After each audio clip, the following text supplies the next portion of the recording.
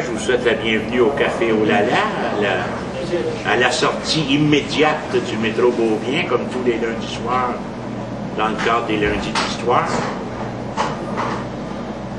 Après avoir examiné l'indépendance des États-Unis, de la Finlande, de la Norvège, ce soir nous entrons dans un nouveau cycle pour 3 conférences. La décolonisation et l'indépendance, ou les indépendances de la décolonisation. Ce chapitre de l'histoire de l'indépendance des peuples est particulièrement important pour nous les Québécois, puisque la renaissance du mouvement indépendantiste moderne, qui advient en 1957 avec Raymond Barbeau, en 1959, Raymond Barbeau et son alliance laurentienne, en 1959, avec l'Action socialiste pour l'indépendance du Québec de Raoul Leroy, en 1960, avec le RIN d'André d'Allemagne, Marcel Chaput, auquel se joindra Pierre Bourgault quelques années plus tard. Donc la renaissance moderne du mouvement indépendantiste s'est grandement inspirée de la philosophie de la décolonisation. Encore aujourd'hui, très souvent, nous avons l'occasion de vérifier à quel point le peuple québécois, à certains égards, est grandement colonisé, notamment dans le domaine linguistique. Je ne puis m'empêcher ici de faire un lien avec l'actualité et de regretter, comme plusieurs parmi nous, cette espèce de confusion intellectuelle qui fait en sorte que même parmi nos chefs, nous souhaitons que tous les Québécois soient bilingues. Il y a une différence notoire entre avoir une connaissance fonctionnelle, usuelle, suffisante d'une langue étrangère et d'être bilingue. Hélas, au Canada français, le bilinguisme tel que nous l'entendons, c'est-à-dire français-anglais, n'a été trop souvent qu'une étape dans le processus d'assimilation. Parce que le bilinguisme, chez nous, a été présenté comme une vertu. Je me souviens, moi, étant jeune, je n'oublierai jamais, dans un salon funéraire, lors d'un décès, à l'époque où nous gardions nos défunts 3 jours dans des salons funéraires avant de disposer des corps, je me souviens d'un de mes oncles qui présentait une de ses filles, ex-religieuse, et qui la présentait en disant, bon, elle avait beau avoir une maîtrise en travail social, elle avait beau avoir une instruction tout à fait exemplaire, ce qui était le plus important à ses yeux, elle parlait l'anglais sur le bout de ses doigts. Là, c'était le next plus ultra, c'était une déesse, il n'y a pas de mots. Connaître l'anglais, c'était ici la qualité la plus importante qu'un être humain pouvait posséder. Savoir l'anglais, c'était savoir le 3e secret de Fatima, c'était savoir le secret du Graal, c'était mieux que tout. C'est au-dessus de Dieu. Ah, c'est au-dessus. Au-dessus de tout. C'est une des caractéristiques d'un peuple colonisé. Ce qui caractérise les peuples colonisés, c'est leur volonté de s'identifier au maître de toutes les façons possibles. Ceux que ça intéresse, soit par Internet où c'est très facile, ou vous n'avez qu'à aller dans une bibliothèque. Si vous ne l'avez pas déjà fait, il faut lire Le portrait du colonisé d'Albert Memmi, qui est un des livres maîtres de la décolonisation, philosophie politique sur laquelle nous allons ce soir nous attarder quelque peu.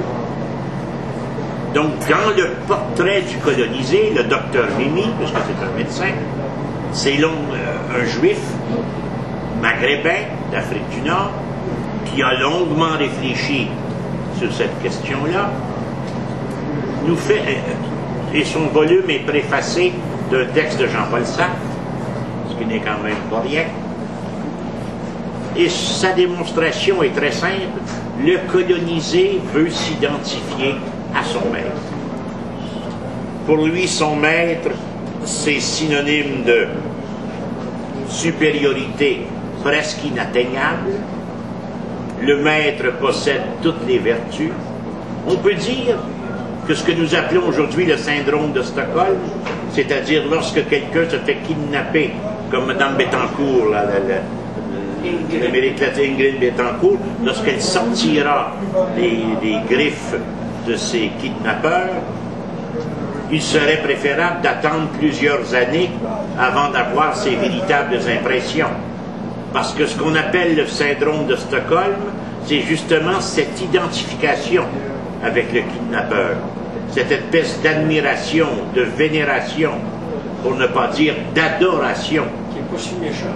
Oui, c'est une bonne personne, c'est un bon type, il a de grandes qualités, il a voulu bien faire. Après tout, il n'avait pas que des défauts, c'était même presque agréable.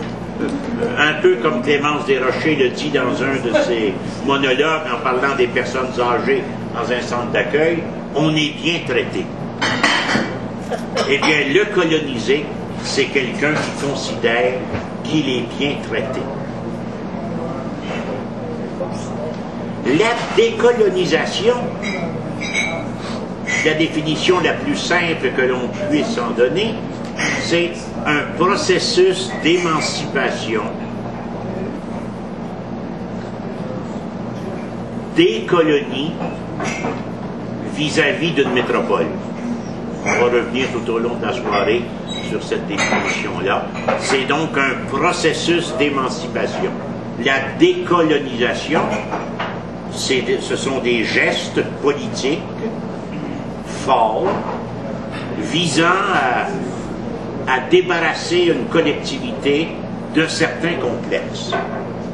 On peut dire, pour nous mettre un peu dans l'ambiance, que le docteur Lorrain, avec sa loi 101, je parle de la Charte de la langue française de 1977, a posé un geste de décolonisation. C'est-à-dire un geste fort qui visait à changer l'ordre des choses. Dr Lorrain a voulu que le Québec devienne français. Il a voulu que le Québec devienne aussi français que l'Ontario est anglais.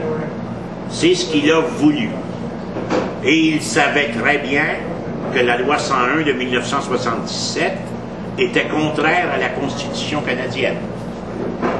Donc, la loi 101 de 1977 est vraiment un geste de souveraineté, si on veut prendre les termes d'aujourd'hui. C'est-à-dire qu'il savait, avant même qu'elle soit adoptée par l'Assemblée nationale, que cette législation allait au-delà de ce que la Constitution canadienne permettait. Donc, c'était un geste fort de décolonisation. Changer l'ordre des choses, modifier l'univers dans lequel on est, c'est une rupture. On a dit de Jacques Parizeau, avec raison d'ailleurs, que c'était un homme capable de rupture. Un chef indépendantiste, un chef d'un peuple colonisé qui veut se décoloniser, doit être capable de rupture. S'il est incapable de rupture, il ne pourra pas remplir correctement, sa fonction. Donc l'actualité politique nous a rappelé ces dernières semaines, pour ne pas dire la dernière semaine, à quel point nous sommes colonisés. La chef du Parti québécois, que j'admire par ailleurs, que j'appuie toujours, et rien n'est plus important pour moi que de continuer à l'appuyer. Je suis convaincu, lorsqu'elle a souhaité que tous les élèves du Québec deviennent bilingues, ce n'est pas ça qu'elle a voulu dire. C'est ce qu'elle a dit. En politique, ce n'est pas simple de se rétracter. C'est ce qu'elle a dit, mais ce n'est pas ce qu'elle a voulu dire. Ce qu'elle souhaitait sûrement dire, c'est que tous les Québécois ait, au sortir d'un enseignement supérieur, au secondaire, au collégial, une connaissance fonctionnelle de l'anglais. Bon, ça va, c'est prévu dans la loi 101, c'est très bien qu'il en soit ainsi. Être bilingue, ce n'est pas ça. D'ailleurs, le bilinguisme, quand on disait que quelqu'un est parfaitement bilingue, c'est impossible. Même Trudeau n'était pas parfaitement bilingue. Le parfait bilingue, c'est celui qui peut parler 2 langues en même temps. Et cela est non seulement exceptionnel, mais rarissime. Parce que, comme je vous l'ai dit, en Amérique française, puisque nous appartenons à l'Amérique française, le bilinguisme est une étape de l'assimilation. Les peuples ne sont jamais bilingues longtemps. Les peuples bilingues, ça n'existe pas longtemps. Ils ne sont bilingues que le temps qu'ils oublient leur première langue.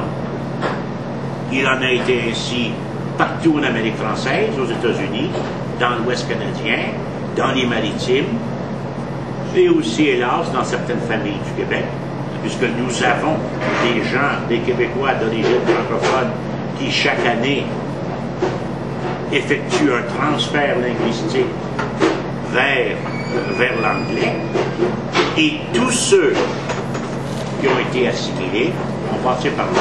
Il n'y a pas d'assimilation sans bilinguisme. Donc, au lieu de tenter de faire des expériences sur nos gens, je pense qu'il vaut mieux miser sur des valeurs sûres, comme par exemple une connaissance mieux articulée du français.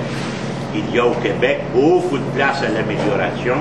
On n'a qu'à écouter la radio, la télévision, y compris les professeurs, pour se rendre compte que le français, non seulement n'est pas une langue facile, mais que le français parlé au Québec, même si c'est une belle langue, nous avons, comme on disait autrefois, bien des croûtes à manger pour améliorer notre langue. Donc, oui à une connaissance fonctionnelle de l'anglais et ou de toute autre langue. C'est ridicule de faire en sorte que tout un peuple apprenne la même deuxième langue. On fait ça au Tibet. Tout le monde apprend le mandarin. On a fait ça en Ukraine. Tout le monde a appris le russe. On a fait ça en Lettonie, en Lituanie, en Estonie. Nous le verrons dans les prochaines semaines. Tout le monde a été russifié. Tout le monde a appris la deuxième langue. On a fait ça en Irlande, lorsqu'on a remplacé le gaélique par l'anglais. Donc le bilinguisme pour tout un peuple, c'est une étape vers l'assimilation. Et cela est vrai partout. Je ne vois pas pourquoi ce serait faux au Québec. Excusez, oui. Le cas de la Suisse, qu'est-ce que tu en fais? La Suisse, d'accord. Le monde dit toujours la Suisse, la Suisse, la Belgique, il y a plusieurs langues. En Suisse, là, chaque territoire est unilingue. Donc c'est pas vrai qu'il y a plus de langue en Suisse. Si vous allez dans le canton de Berne, il n'y a pas une classe en français. Il n'y a pas une classe en français. Il n'y a pas un bureau de poste en français.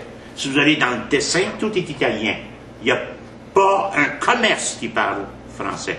Si vous allez dans le canton du Jura, dans le canton de Genève, dans le canton de Lausanne, dans le canton de Neuchâtel, j'ai habité en Suisse.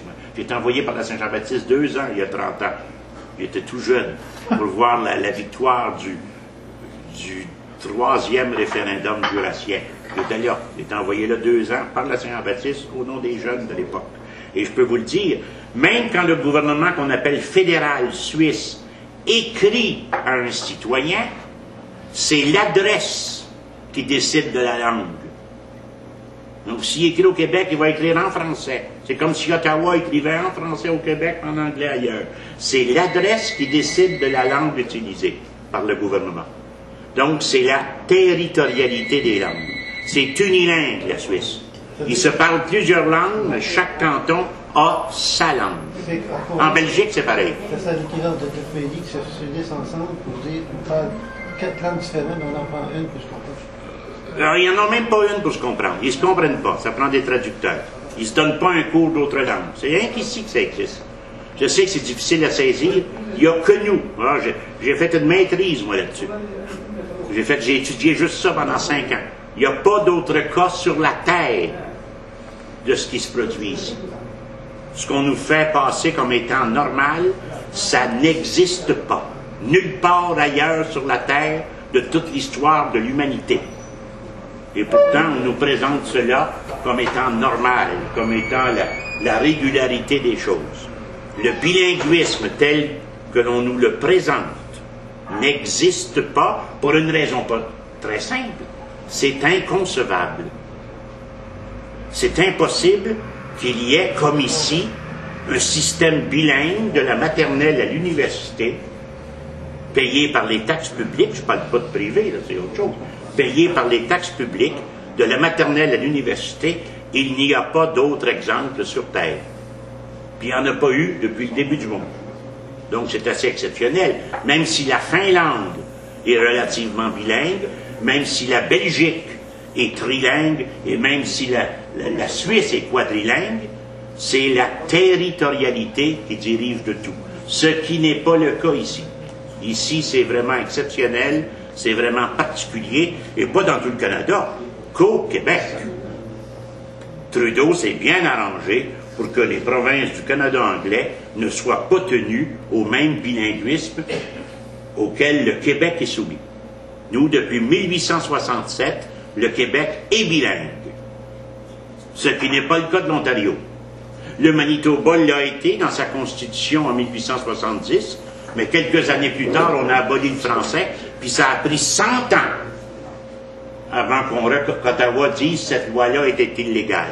Nous, la loi 101, ça a pris 2-3 ans. Et c'est la CEQ qui l'a fait déclarer illégale, je vous l'ai dit la semaine dernière, ça a surpris tout le monde. C'est la centrale de l'enseignement des professeurs du Québec qui a contesté la loi 101 au chapitre de la langue de la législation. Et le syndicat a fait en sorte que depuis lors, maintenant, toutes les lois votées à l'Assemblée nationale doivent l'être en anglais et en français. Oui, tout à fait. Non, c'est Mme Pagé. Je peux me tromper sur la présidence. Ça vaudrait la peine de vérifier. C'est trop grave. Il est possible que ce soit M. Charbonneau qui est devenu député libéral. Ça, c'est possible. Ça, c'est possible. Mais ceci étant dit, la même CEQ qui était membre du mouvement Québec français et qui avait demandé l'unilinguisme. Parce que le mouvement Québec français, lancé par M. Anger, qui hélas n'existe plus. On a maintenant de Montréal, le mouvement Montréal français, c'est très bien. C'était une activité aujourd'hui concernant la langue dans les hôpitaux, c'est très très bien. Mais nous avions autrefois, et nous en aurions besoin aujourd'hui, du mouvement Québec français, dont M. Anger et par la suite M. Boutillier, Guy Boutillier, ont été les porte-parole et qui ont joué un rôle, un mouvement qui a joué un rôle extrêmement important. Dr. Lorrain m'a souvent dit, c'est le mouvement Québec français qui a ouvert la voie à la loi 101, avec Fernand Daoust comme un des grands porte-parole. Donc le bilinguisme tel que nous le connaissons au Québec, et surtout tel que nous le vénérons, c'est pas drôle, vous savez. Vous savez, s'il y avait un référendum demain sur le bilinguisme, les gens répondrait oui à 90%. Je suis convaincu de cela. Je suis convaincu de cela depuis toujours. Parce que nous sommes un peuple colonisé. Vouloir que tout un peuple soit bilingue, il faut être colonisé pour penser cela. Il faut être colonisé pour préconiser ça. Ça n'existe pas, les peuples bilingues. Et lorsque ça existe jamais longtemps. Je vous l'ai dit, les Irlandais ont été bilingues. Gaélique anglais. Maintenant, ils ont oublié le gaélique. Des exemples comme ceux-là, il y en a des centaines dans l'histoire de l'humanité.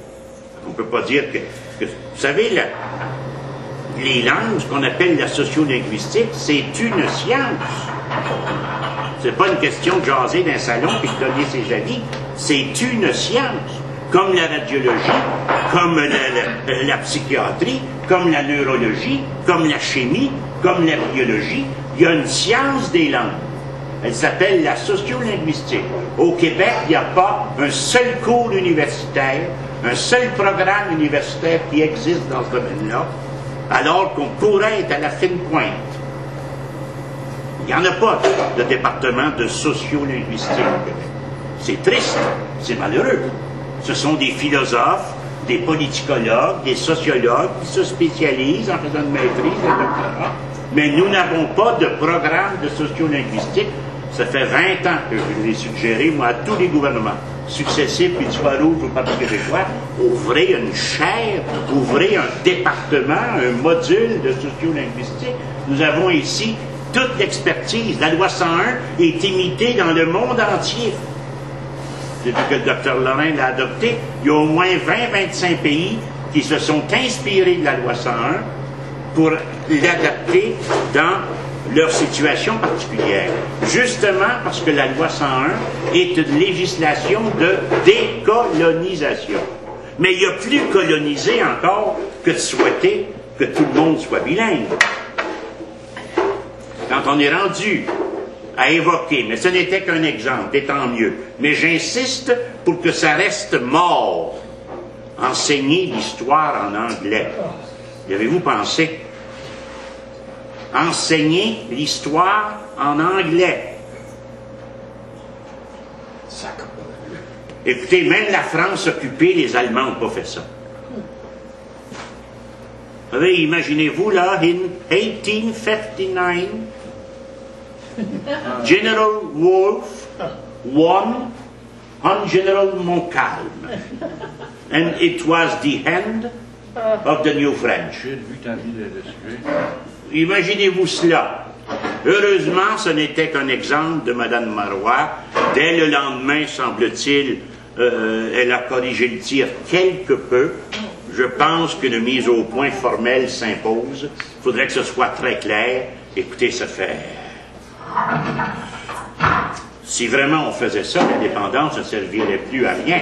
Vaut mieux rester dans le Canada. Vaut mieux rester dans le Canada que de subir ça. Écoutez, ça n'a aucun sens. Donc, oui. Excusez la parole de l'Alsace-Lorraine. Tu as parlé d'Allemagne, et d'autres deux langues.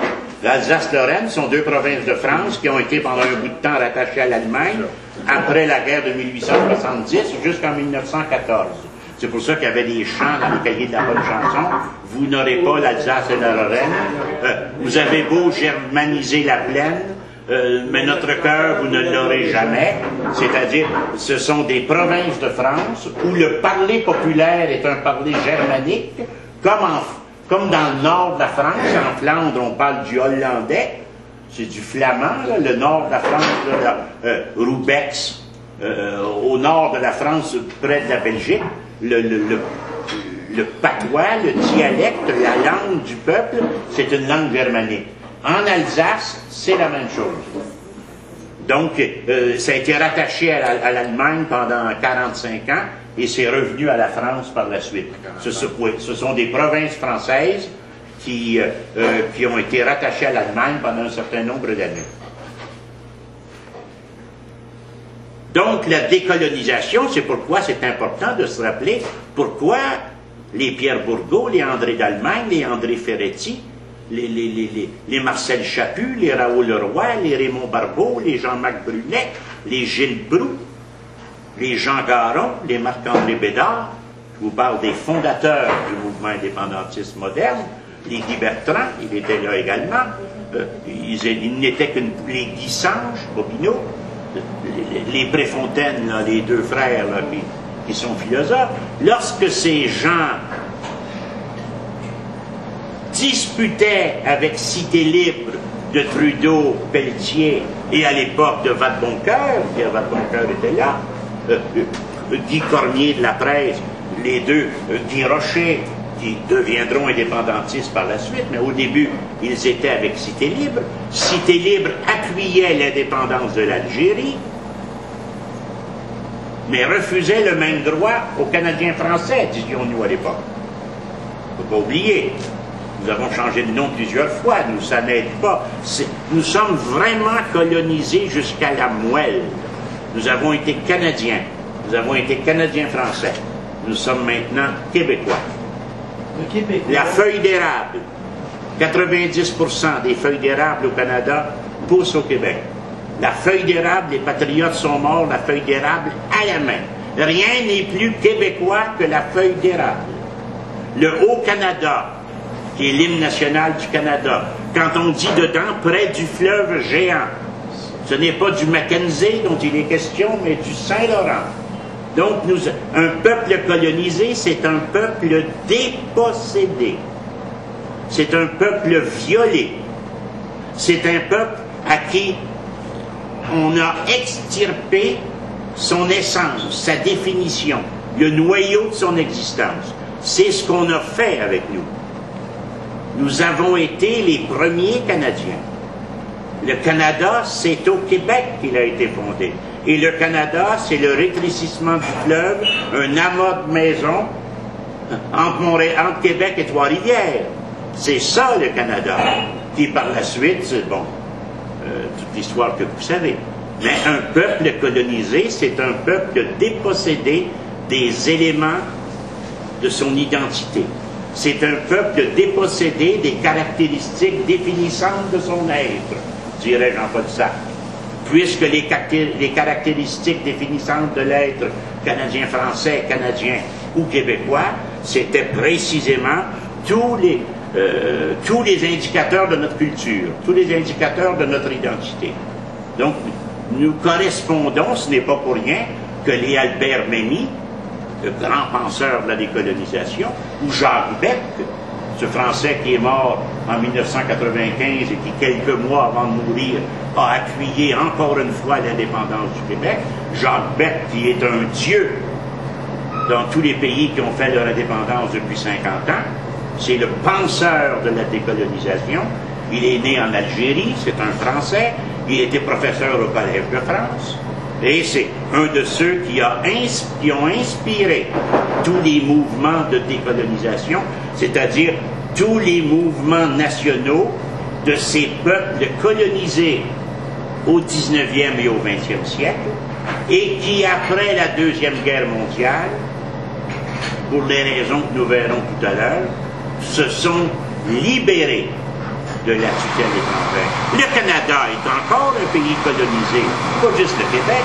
Le Canada, ils sont rares les pays de par le monde qui ont comme chef d'État un monarque étranger. Le chef de l'État canadien, c'est la reine d'Angleterre. Je vous le répète, ils sont rares à travers le monde les pays qui ont comme chef d'État un monarque étranger. Le Canada était une colonie britannique, comme le Québec est une colonie d'Ottawa. La traduction française de Province of Québec, c'est colonie de Québec. Un peu comme Nation People, on traduit ça par nos mots à nous. Quand en anglais on dit province, Province of Québec, la traduction française, c'est pas province de Québec, c'est colonie de Québec. Nous sommes une colonie d'Ottawa. Et le Canada a été une colonie britannique officiellement jusqu'en 1931, mais dans les faits, jusqu'au rapatriement de la Constitution en 1982, jusqu'en 1982, le Canada, la Constitution du Canada était une loi du Parlement britannique, était une loi de Londres. Depuis 1982, elle a été rapatriée, mais le chef de l'État demeure un monarque étranger. Donc le Canada continue d'avoir, comme le lieutenant-gouverneur du Québec, ce sont des relents du colonialisme britannique. Mais aujourd'hui, on a de la difficulté à accepter ça. On ne veut pas volontiers reconnaître que nous sommes un peuple colonisé. Pourtant, lorsqu'on regarde l'histoire de la décolonisation, on remarque à quel point nous avons des points en commun avec tous ces pays-là. On peut dire que le premier pays, le premier peuple qui s'est décolonisé, ce sont les Américains, en 1775. Bien sûr, étant donné que ce ne sont pas les indigènes qui ont fait l'indépendance, mais bien les colons américains, il y a une différence avec les peuples d'Afrique et d'Asie sur lesquels nous reviendrons. Mais il n'en demeure pas moins que les Américains, en 1775, lorsqu'ils ont mis fin à la suprématie britannique sur les États-Unis d'Amérique, ont posé un geste de décolonisation. C'est pourquoi les Américains, rapidement, la doctrine Monroe, Roosevelt lors de la Charte de l'Atlantique en 1941, ensuite les présidents américains dans les années 60 vont se faire les champions des indépendances des peuples, parce qu'ils vont rappeler qu'ils furent le premier peuple du monde à se libérer d'une métropole. Et ce n'était pas facile. Donc c'est au 18e siècle, à la fin du 18e siècle, que l'on peut voir qu'un peuple se libère d'une tutelle coloniale. Colonie veut dire qu'il y a une métropole. Ottawa, c'est la métropole du Québec. C'est-à-dire que le vrai pouvoir, il est à Ottawa. D'ailleurs, quand John A. Macdonald, celui qui mettra sur pied le Canada en 1867, va créer des provinces, il va bien dire, et c'est très clair dans tous les, non seulement les journaux, mais les rapports des assemblées politiques du temps, les provinces auront des pouvoirs de grosses municipalités. Les provinces au Canada, là, ils ont bien moins de pouvoir, par exemple, qu'un État aux États-Unis, où on peut avoir la peine de mort, où on peut avoir des lois très différentes d'un État à l'autre, dépendant où on va, et ont beaucoup moins de pouvoir qu'un canton en Suisse. Une province canadienne a beaucoup moins de pouvoir qu'une région autonome en Italie ou en Espagne. Les provinces canadiennes ont peu de pouvoir. Ils ont des pouvoirs pour ramasser les déchets, pour faire des routes, pour adopter des règlements sur la circulation routière, mais en beaucoup de domaines, en affaires internationales, en monnaie, en économie, en beaucoup d'autres domaines, en code criminel, nous n'avons aucun pouvoir. Le Québec ne décide pas de ce qui est bien ou mal pour lui, puisque c'est le propre du code criminel de déterminer le bien et le mal. Nous n'avons pas cette liberté-là. Donc plusieurs libertés sont entre les mains du gouvernement fédéral. C'est pour ça que nous sommes une colonie. Nous sommes sous la tutelle, nous sommes asservis, nous sommes sous la gouvernance du gouvernement canadien. Donc les États-Unis, premier pays à se décoloniser. Ensuite, Haïti. Haïti, au tout début du 19e siècle, va se séparer, si on peut dire, de la France.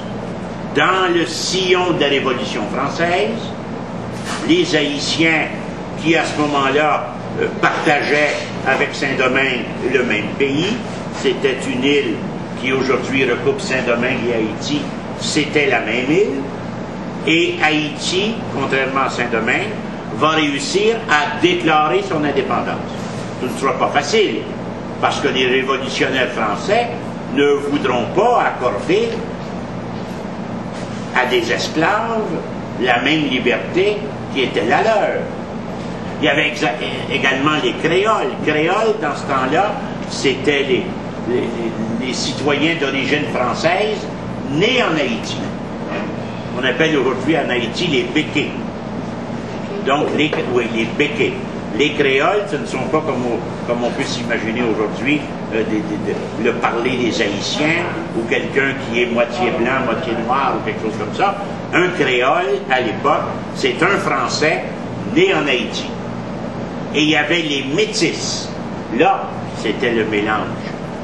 Et ensuite, il y avait les esclaves.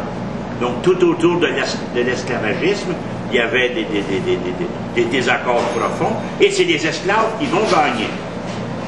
Les esclaves, ce sera une guerre terrible, et Haïti va finir par déclarer son indépendance. On va y revenir au cours de la saison de façon plus approfondie, mais on peut dire qu'Haïti, première république noire du monde, premier peuple de couleur à s'être libéré pour avoir fait son indépendance, c'est un moment important de l'histoire de la décolonisation au début du 19e siècle. Oui? 1800, au tout début, 1804, 1806, 1804. Ensuite, au 19e siècle, ben, c'est le siècle des nationalités, comme on l'a vu avec les patriotes. C'est ce que l'histoire appelle le siècle du réveil des nationalités. Donc au 19e siècle, les nations vont advenir. Je n'ai pas dit le réveil des nationalismes, j'ai dit le réveil des nationalités. Donc c'est le siècle où les différentes nations vont s'affirmer un peu partout. Et à ce moment-là, les patriotes de 1837-1838, les patriotes de Louis-Joseph Papineau s'inscrivent parfaitement dans ce mouvement-là. Donc on peut dire que si le réveil des nationalités a inspiré les indépendantistes du 19e siècle, la philosophie de la décolonisation inspirera les indépendantistes du 20e siècle. Donc, quand on tente de nous faire croire que le Québec, c'est un peuple ignorant, qui ne savait rien, on n'était pas plus ignorant que les autres. Même s'il y avait quelque chose, on était plus savant que les autres. Mais on nous a fait croire ça. Et c'est ça un peuple colonisé. C'est un peuple qui intériorise une culpabilité à l'extrême et qui en vient à admirer, vénérer, jalouser le maître. Et qui vient non seulement à manquer de confiance en soi, mais à se mépriser, à se sous-estimer, à se mésestimer et à se croire incapable. Vous savez, quand on entend ça, on parle pas un aussi bon français que les autres. Notre langue, il faut comprendre les gens, elle est difficile à apprendre. On ne peut pas demander aux gens d'apprendre notre langue. C'est plus facile l'anglais, c'est plus clair, c'est plus rapide, on se fait comprendre plus rapidement en anglais. C'est une langue mondiale. C'est une langue mondiale que la très grande majorité des habitants de la Terre ignorent. La très grande majorité des êtres humains ne parlent qu'une langue. Les vertus du bilinguisme, c'est rendu ici. Quelqu'un, j'ai ouvert un site, là, SOS 101.1blog.fr. Je reçois des messages d'un peu partout avec une liste noire des commerces, des institutions qui ne respectent pas la loi 101. Eh bien, il y a quelqu'un qui a été refusé comme vidangeur en Abitibi parce qu'il ne parlait pas anglais. Voyez-vous, c'est maladif. Même à Montréal, même à Westmount, même à Côte-Saint-Luc, pour ramasser les vidanges, il n'est pas nécessaire de parler anglais. Mais il y a ici une telle conviction intérieure que sans l'anglais, nous sommes des sous-êtres humains, qu'on est convaincu de cela. On s'imagine qu'on ne peut pas être ministre ou premier ministre au Québec sans parler l'anglais. Pendant ce temps-là, les trois quarts du cabinet d'Ottawa ne parlent pas français. Ça ne rend pas malade personne. Pas entendu parler qu'un ministre d'Ottawa avait fait une dépression nerveuse parce qu'il ne parlait pas français. Non, les peuples colonisés, c'est comme ça. Et les peuples colonisés sont les derniers au monde à s'imaginer qu'ils sont colonisés. Comme quelqu'un qui a un problème de santé mentale, vous n'allez pas lui dire qu'il a un problème de santé mentale. Il est normal. Tout à fait normal. Oui. Je voulais juste faire un parallèle avec Mme Marois qui s'est couverte de ridicule en cherchant à parler anglais dans une réponse à je ne sais trop qui, un journaliste. Elle n'aurait pas affaire à répondre en anglais, elle aurait dû simplement répondre en français. Donner l'exemple, au Québec, c'est en français que ça se passe. Mais on est encore dominé par du monde qui ont le réflexe du colonisé. Puis Mme Marois est tombée dans le panneau. Les sous-titres, c'est au poste de télévision français qu'on voit ça. En anglais, on n'en voit pas souvent. Chez nous, les sous-titres, c'est régulier. On va interroger un joueur de hockey, on va interroger un homme politique ou une femme politique du Canada. Il n'y a personne qui va s'offusquer qui ne parle pas français, ils vont mettre des sous-titres. Mais nous, il faudrait toujours parler anglais. Et c'est comme ça chez tous les peuples colonisés. Donc, le réveil des nationalités au 19e siècle est un moment important dans la prise de conscience des peuples. un des premiers peuples qui voudra s'inscrire dans une démarche de décolonisation, c'est le peuple juif, avec le sionisme. Le sionisme, qui apparaît au 19e siècle, dont le théoricien est un nommé Théodore Herzl, qui naît en 1861, qui meurt en 1904, qui est un Hongrois d'origine, mais qui vit à Vienne. C'est un journaliste, et pendant longtemps, il pense que les Juifs doivent s'assimiler. Vous savez, chez les Juifs, il y a deux courants. Il y a un courant qui, pendant longtemps, disait qu'il fallait s'assimiler. Si on vit aux États-Unis, on devient américain. Si on vit en Russie, on devient russe. Si on vit en France, on devient français. Puis on ne cherche pas à conserver les traditions juives. Donc, il était partisan de ce courant-là. C'était pas ce qu'on appelle un militant juif. Il est à Paris, correspondant d'un journal viennois, lorsqu'arrive l'affaire Dreyfus. L'affaire Dreyfus, vous savez, c'est un moment tragique de l'histoire de France, dont on peut voir encore les conséquences aujourd'hui, un siècle plus tard. Dans les années 1890, un capitaine de l'armée française est accusé et reconnu coupable d'espionnage, de trahison pour le compte des Allemands. C'est un juif, le capitaine Dreyfus. Il est condamné, on l'envoie dans une prison sur une île, et là va apparaître un mouvement très fort d'antisémitisme qui avait déjà commencé auparavant avec Édouard Drummond, dont on pourra sûrement reparler. Et la France va se diviser en deux camps. Les partisans, les Dreyfusards, les partisans du capitaine Dreyfus, et les anti-Dreyfusards, les opposants au capitaine Dreyfus. Et là, la France va se couper en deux. Puis ça n'a rien à voir avec la gauche puis la droite. Il y a des gens de gauche qui vont être anti-Dreyfus, puis des gens de droite qui vont être pro-Dreyfus. Mais toujours est-il qu'on va finir par découvrir que le capitaine Dreyfus était innocent, que c'était un coup monté.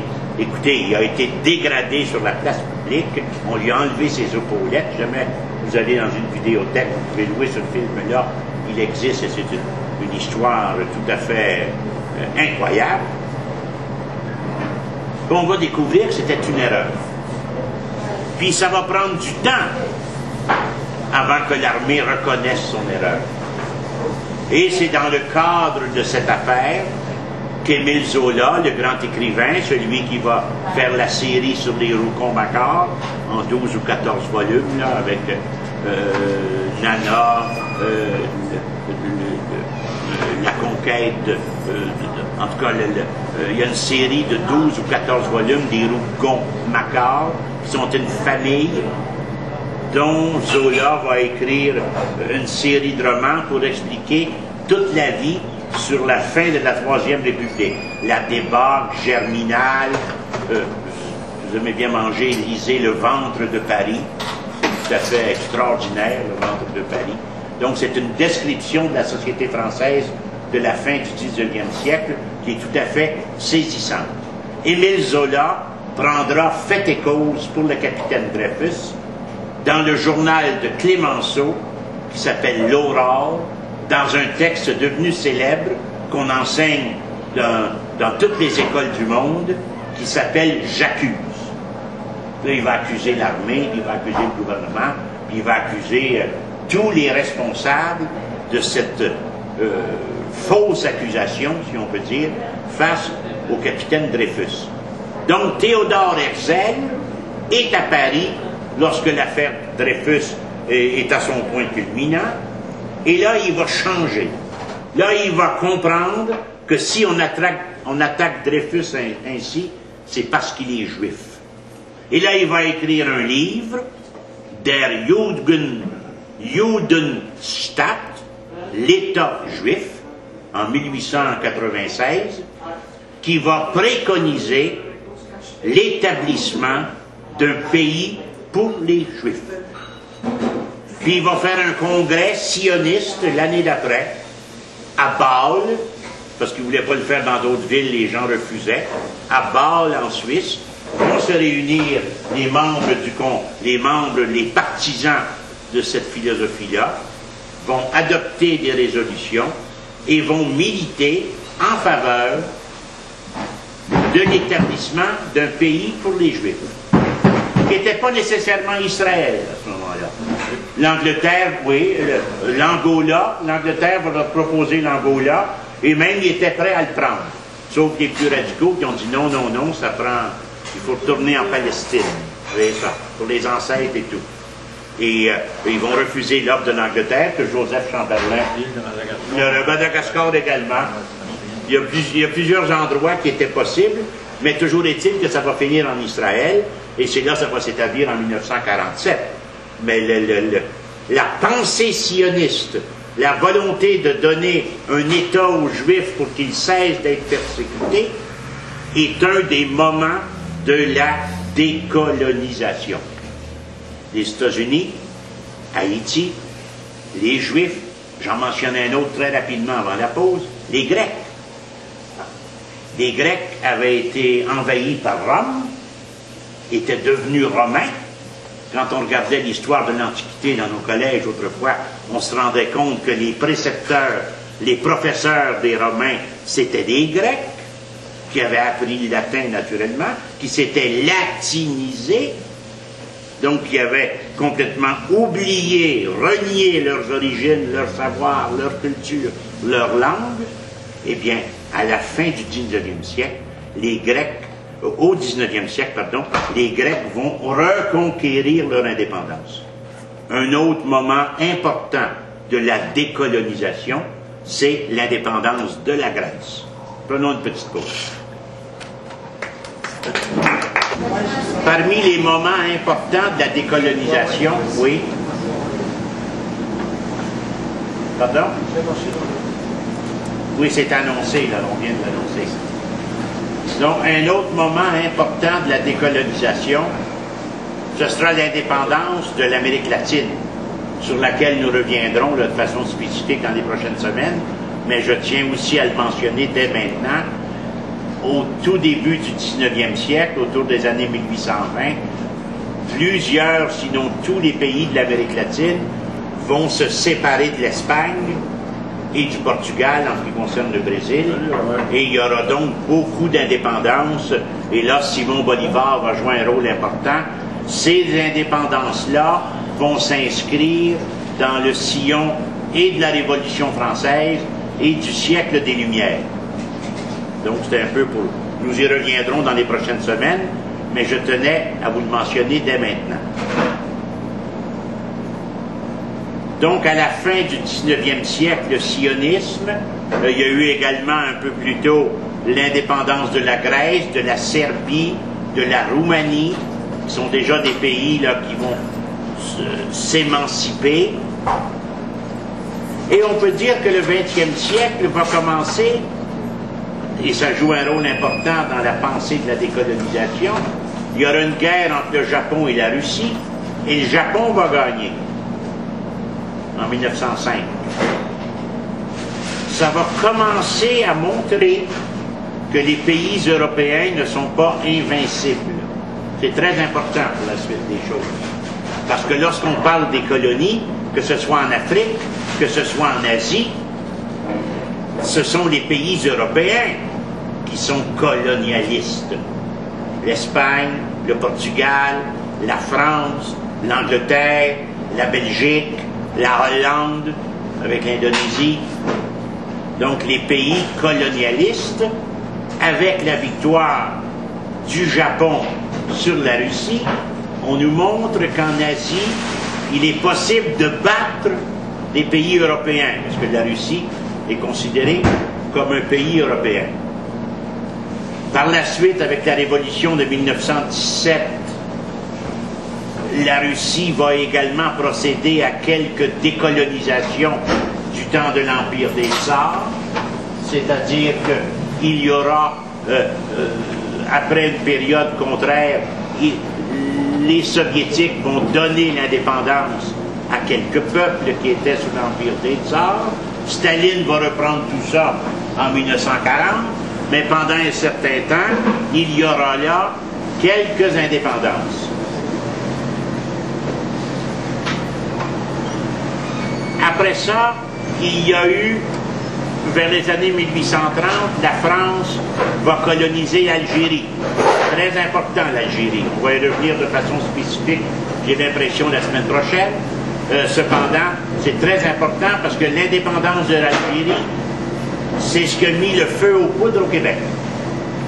C'est-à-dire que les indépendantistes, les premiers indépendantistes des années 1960, étaient des partisans de l'Algérie indépendante. Parce qu'une des puissances des indépendances de la décolonisation, c'est la force exemplaire. Quand un pays faisait son indépendance, les autres colonisés disaient « nous autres aussi, on est capables ». Donc, avant de faire son indépendance, il faut se rappeler que l'Algérie a été une possession française de 1830 jusqu'à 1962. Et que la lutte pour l'indépendance de l'Algérie aura un rôle moteur au Canada français, puisqu'on l'appelait ainsi à ce moment-là, au début des années 1960. Donc le 20e siècle, allons un peu rapidement, lorsqu'arrive la Deuxième Guerre mondiale, les grandes puissances européennes ont eu besoin des colonies. Là déjà, comme un changement de mentalité, là. L'Angleterre a gagné la guerre, si on peut dire, grâce à ses colonies. Et c'est la même chose pour la France libre du général de Gaulle. Les premiers qui ont appuyé le général de Gaulle, ce sont les pays, ce sont les colonies françaises. Rappelez-vous de tout ce qui va se passer et de tous ces bataillons de l'Afrique noire et de tous ces bataillons de l'Algérie, du Maroc, de la Tunisie, qui vont se battre et qui vont jouer un rôle extraordinaire en ce sens-là. On peut dire qu'une des causes de la décolonisation, c'est précisément le rôle cardinal qu'ont joué les colonies lors de la Deuxième Guerre mondiale. Les colonies ont fourni des milliers et des milliers de soldats, notamment du côté anglais, mais également du côté français. Oui, le Sénégal, le Tchad, le Niger, le Mali ont fourni des milliers de soldats qui très souvent se sont fait tuer pour libérer la France et pour libérer l'Europe.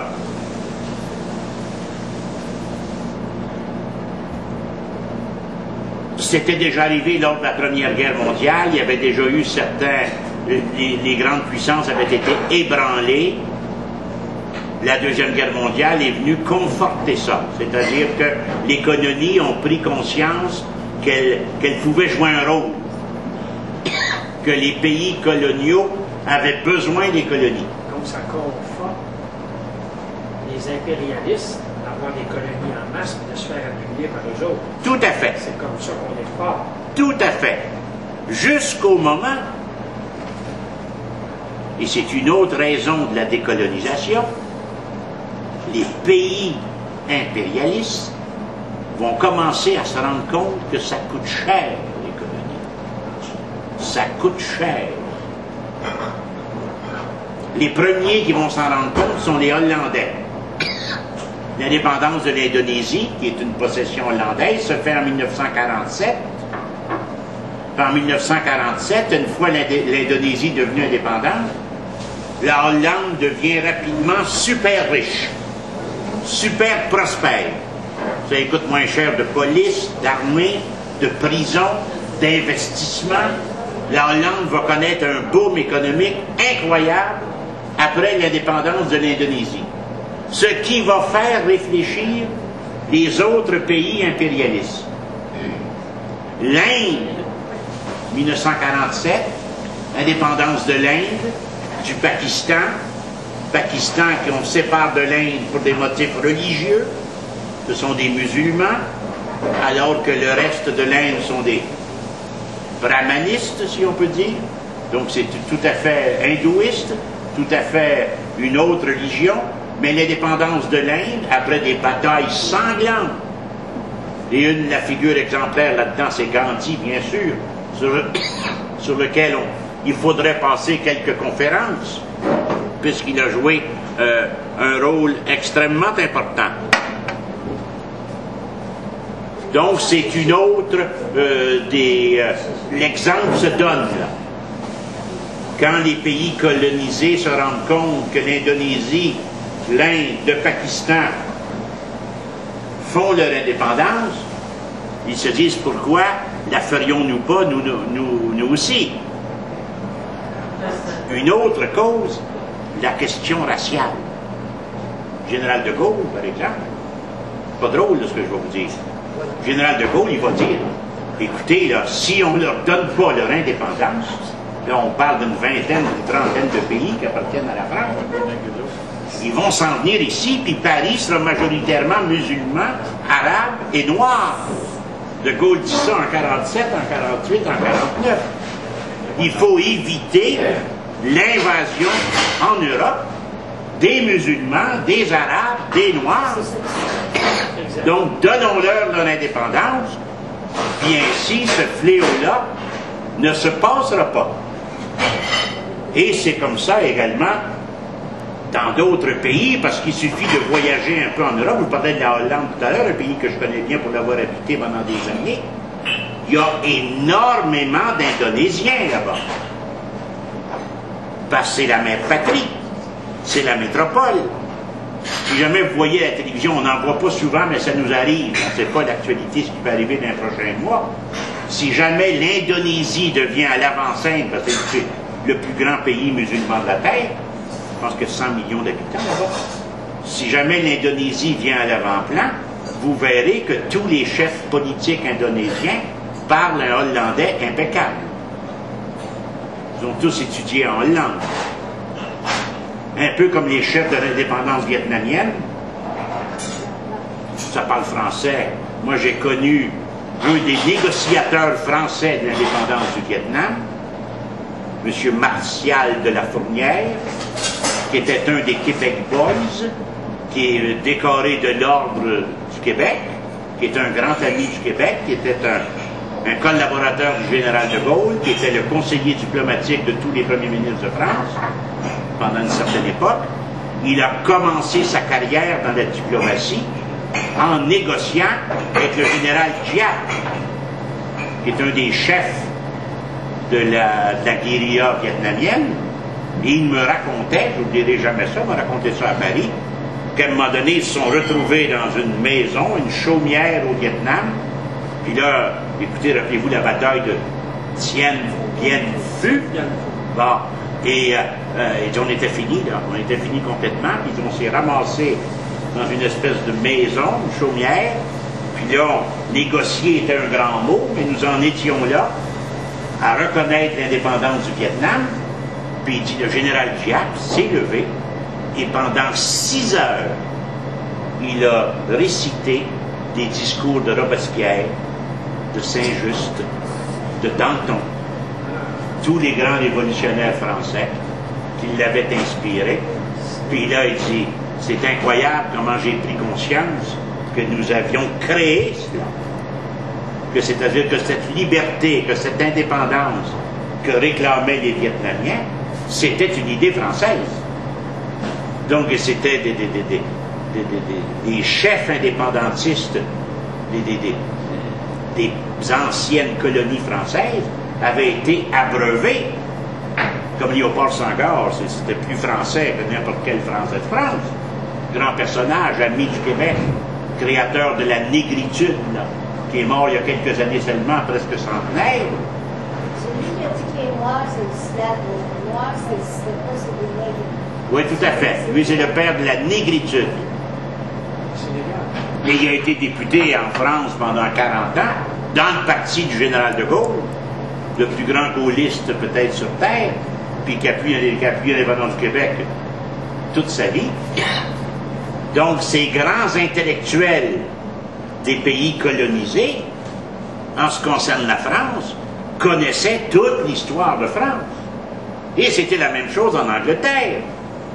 Les Indiens, les Pakistanais, les Kenyans, les Angolais et tous ces pays de l'Afrique qui appartenaient à l'Angleterre, eh bien, les élites de ces pays-là s'étaient abreuvées à la pensée libérale de l'Angleterre.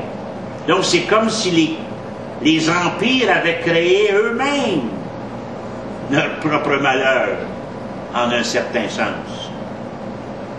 Et comme je vous dis, une des causes de toutes ces indépendances successives, c'est l'effet d'entraînement que ça avait les uns sur les autres.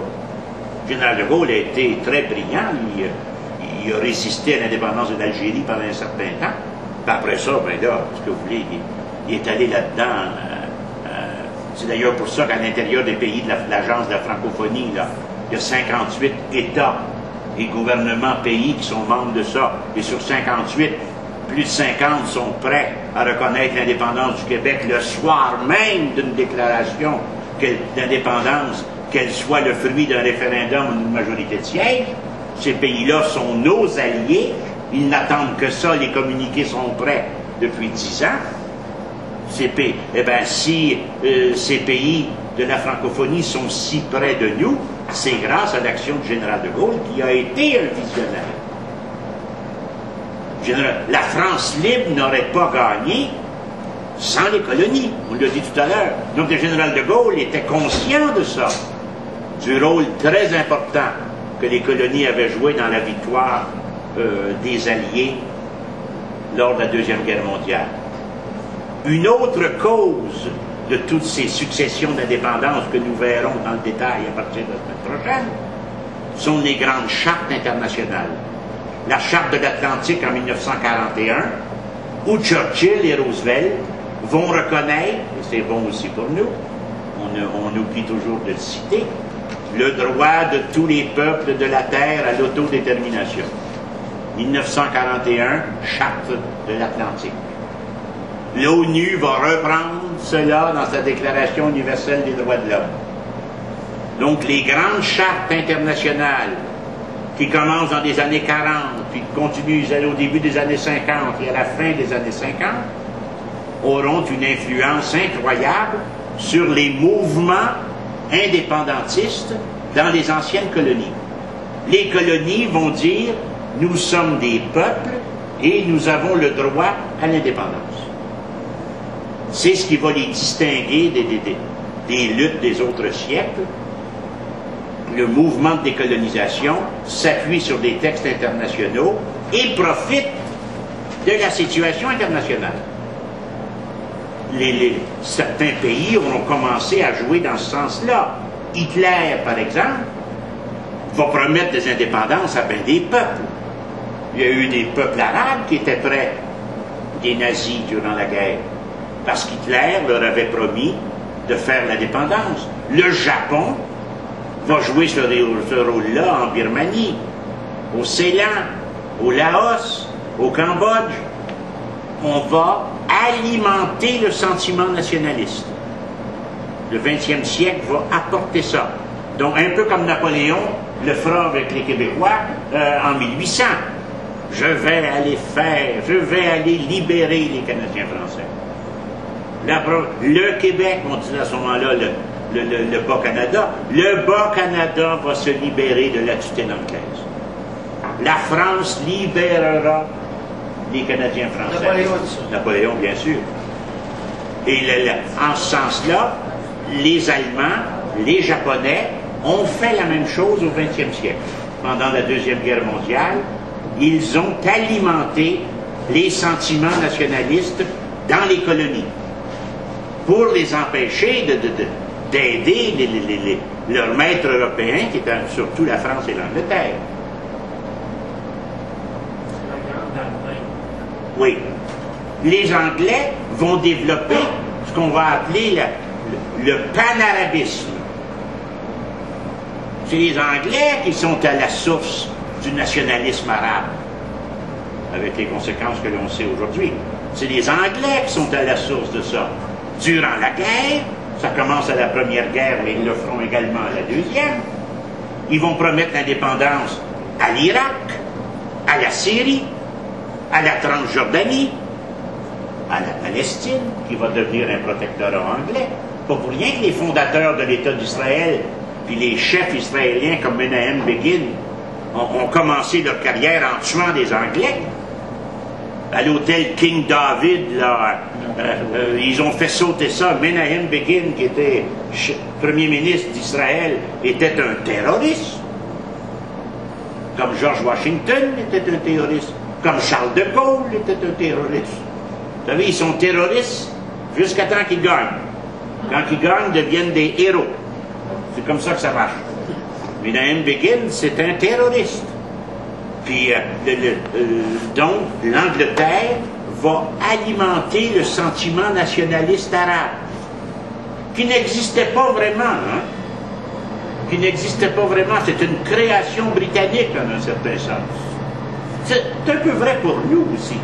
Vous savez, quand on devient nationaliste, c'est parce que soit qu'on vit des injustices, ou qu'on nous porte à l'être.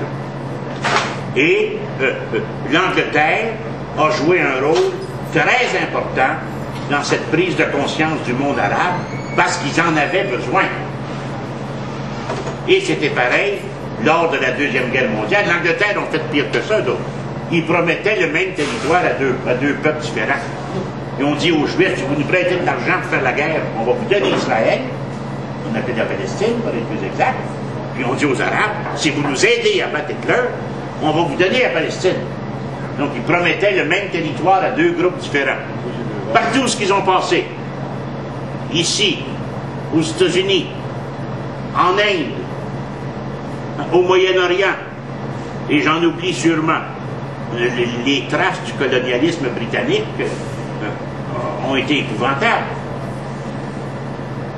La semaine prochaine, ce que nous verrons, c'est les différents régimes politiques qui découlent de la décolonisation.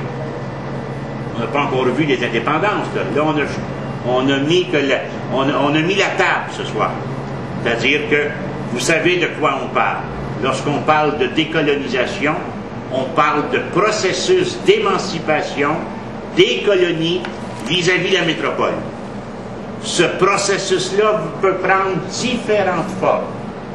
On peut se décoloniser en s'assimilant, entre guillemets, au niveau de la langue, là, mais la France, à un moment donné, va déclarer, par exemple, que tous les Algériens sont citoyens français, avec tous les droits qui vont avec.